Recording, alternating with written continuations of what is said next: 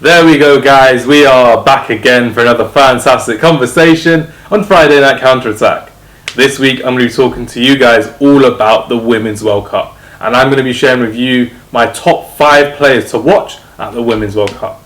More from an attacking perspective, I won't lie, because we all love talking about attacking players on Friday Night Counter-Attack. So yeah, this is going to be one of the biggest and best World Cups for women football in a long time in Australia and in New Zealand. We're going to see some of the best homecoming talent coming through. We're going to see some of the best players in the world all together. And I'm here to share with you my thoughts on the top 5 players to watch at the Women's World Cup. So stick around to the end and see who's my number 1. At number 5, we have Manchester United and England star girl and poster girl, Ella Toone. The Manchester United attacker has been capped 32 times for England, playing a starring role in England's Euro 2002 home success of winning the tournament. Serena Wiegman was keen to promote her to international football, and the risk has paid off, scoring 16 goals already and continuously threatening opposition defences. For me, she's probably my second favourite footballer in the world, I would say. Shouts out Millie Chandarana, obviously my favourite women's footballer at this moment in time, killing it for Blackburn Rovers. But yeah, Ella Toone is at number 5. At number 4, we have Brazilian icon Débora Cristiane de Oliveira, aka Debinha. My Portuguese is awful. Apologies, Felipe. I know you'll be watching this as well. Apologies to our Portuguese listeners, but I needed to pronounce her full name, aka Debinha, is easier for me. The Brazilian midfielder has been capped over 130 times, scoring 58 goals and winning 2 Copa Americas in the process. Is this the time for the Brazilian women's national team to start building up on their World Cup glory as well? It could easily be Marta's last World Cup, but we're looking at Debinha at being the main catalyst for this Brazilian national side as well. But I personally think this will be a big tournament for Debinha and a big tournament for Brazil. What do you guys think? Comment below on how Brazil's women's team will do. At number 4, we've got Debinha.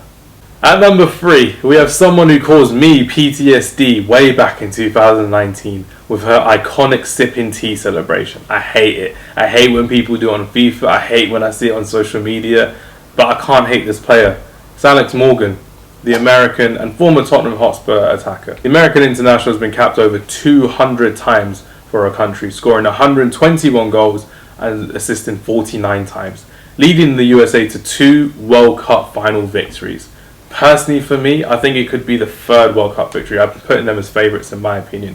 It's going to take a lot for England to win this tournament without superstar Leah Williamson, the captain leader legend Leah Williamson. But Alex Morgan could be here for her last World Cup, and I'm pretty sure she's going to want to take that trophy home.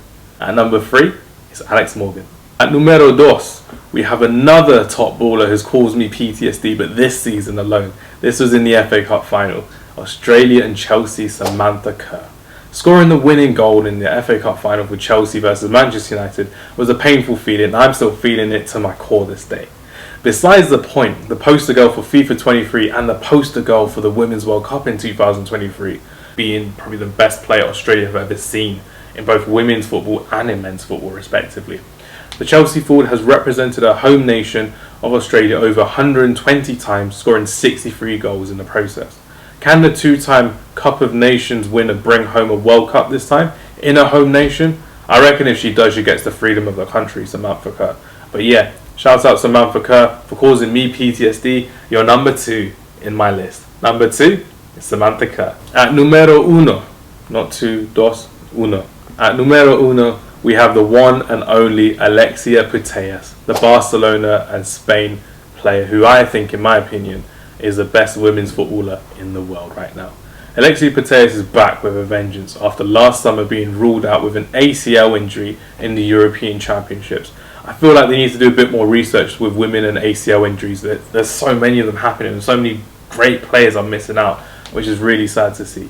The Spanish midfielder has been capped over 100 times, scoring 28 goals in the process. Putellas has succeeded at youth level, winning the Under-17s tournament in 2010 and 2011 respectively.